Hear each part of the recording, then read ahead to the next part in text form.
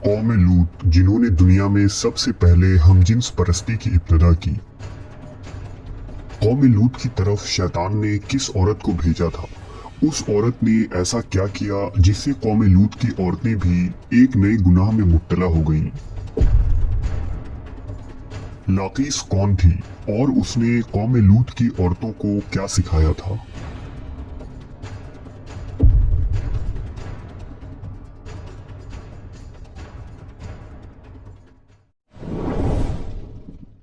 शैतान अल्लाह का नाफरमान और बनी आदम का सबसे बड़ा दुश्मन है, जो मुख्तलिफ तरीकों से लोगों को धोखे और फरेब में मुब्तला करता रहता है और उन्हें वर्गलाता है।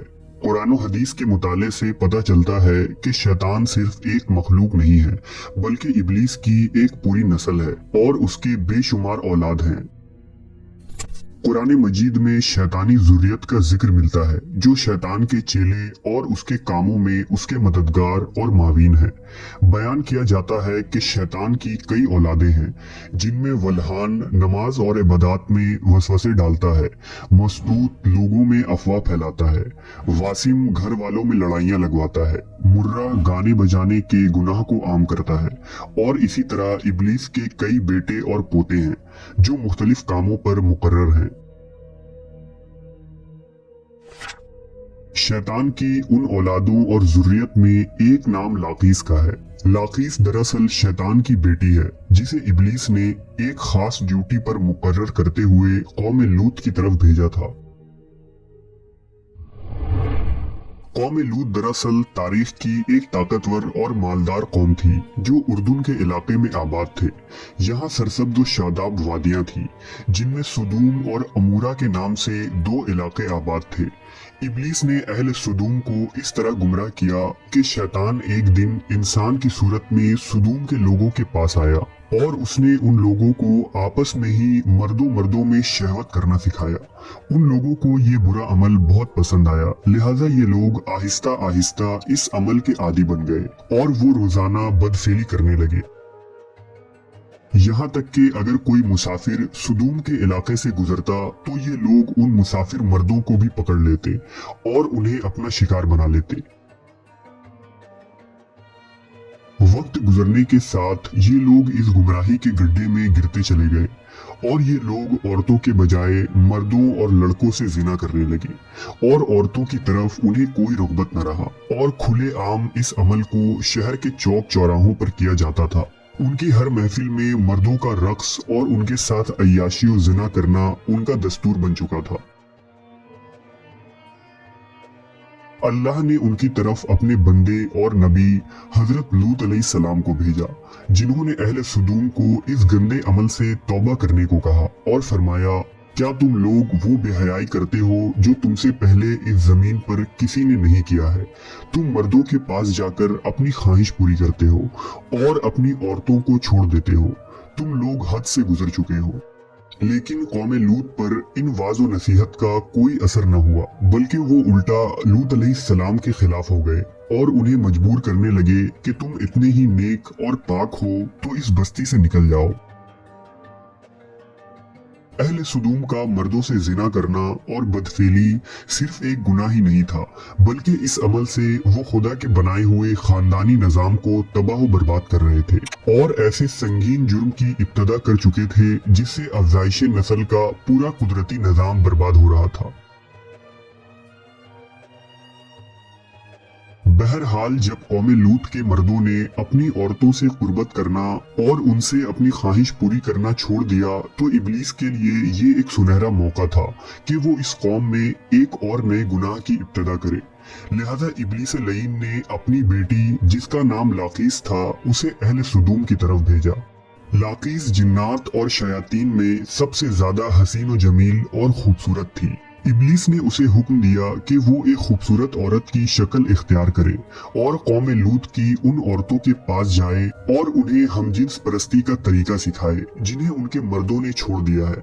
लिहाजा लाकीस एक खूबसूरत औरत की सूरत में उन औरतों के पास आई और उनके पास आकर कहने लगी, मैं तबाह बर्बाद हो गई कि मेरा शौहर मुझे छोड़कर एक नौजवान मर्द के साथ बदफेली करता है। लिहाजा अब मेरी जवानी और मेरा हुस्न सब कुछ तबाह तबाह बर्बाद हो गया और सब यूं ही रायगा चला जाएगा।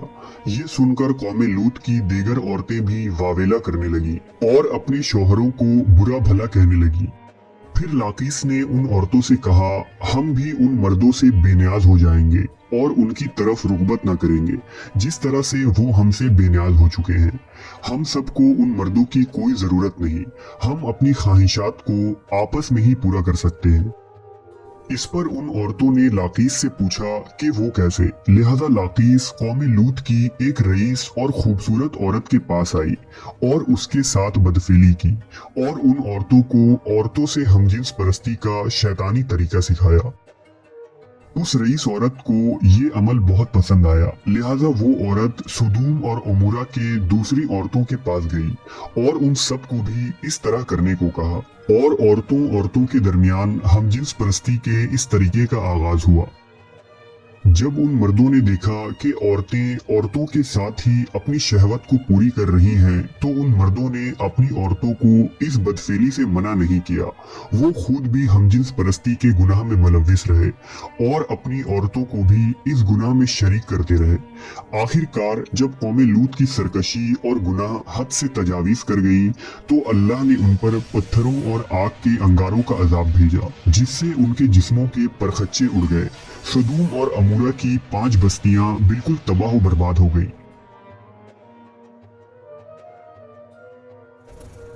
सुदूम और उमूरा और उन इलाकों में होने वाले इस हमजिन्स परस्ती के गुनाह का जिक्र न सिर्फ इस्लाम बल्कि तौरेत और इंजील में भी मिलता है, जिसमें उन इलाकों यानी सोडोम एंड गोमोरा को सिन सिटी कहा गया है।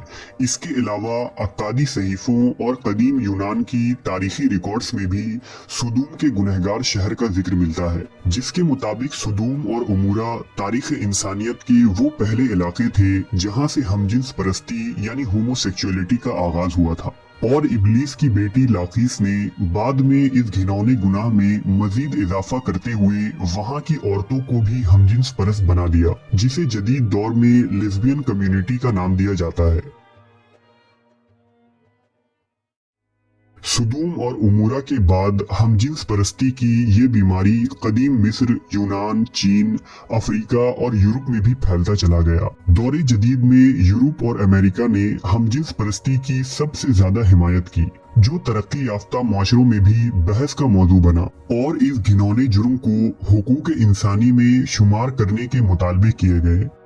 दरअसल अल्लाह ने हर जानदार के नर व मादा जोड़े पैदा फरमाए हैं। ये नर व मादा जोड़े नस्ल की बका के लिए हैं। इनका आपस में जिनसी मिलाप कुदरत के कानून के ऐन मुताबिक है। इंसानी कानून किसी हाल में भी कानून इलाही का बदल नहीं हो सकता और कवानीन इलाही के फायदे और बरकत को किसी इंसानी कानून के जरिया हासिल भी नहीं किया जा सकता। आज इस जुर्म के हामी होमोसेक्सुअलिटी और लेस्बियन कम्युनिटी को समाज में दर्जा देने पर खुशी मना रहे हैं और दादे तहसीन हासिल कर रहे हैं, लेकिन कुरान और हदीस हमें ये सबक देती है कि लूत अलैहिस्सलाम की कौम भी इसी तरह खुशी मना रही थी और वो बेहयाई का मुजाहरा कर रही थी, लेकिन जब अल्लाह की पकड़ हुई तो वो कौम नेस्तो नाबूद कर दी गई।